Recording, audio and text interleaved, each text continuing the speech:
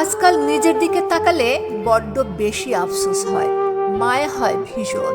কি ছিলাম আর কি হয়ে গেছি। মাঝে মধ্যে মনে হয় আগেই ভালো ছিলাম। চোখের নিচে ছিল না কালো দাগ, ছিল না মাথা ভর্তি দুশ্চিন্তা। অথচ আজ এই মানুষের ভিড়ে নিজেকে কেন জানি নিজেই চিনতে পারি না।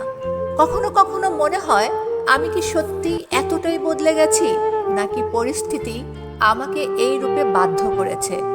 আগে সেই হাসিটা কোথায় হারিয়ে গেল, যে হাসিতে ছিল নির্ভেজাল শান্তি আর শিশুর মতো সরলতা।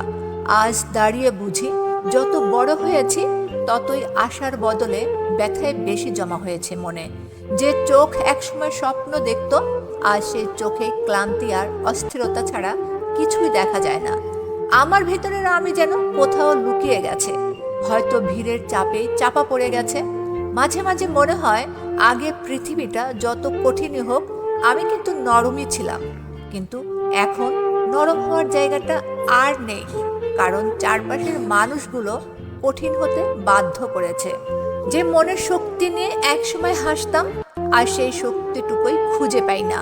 হয়তো এটাই জীবনের নির্মম পাঠ, যে যত সত্যিকারের হয় সে তত বেশি আঘাত পায়। অনেক সময় মনে হয় একটু নিজের মতো করে বাঁচতে চাই, কিন্তু জীবন যেন আমাকে ছাড়ে না, সুযোগও দেয় না।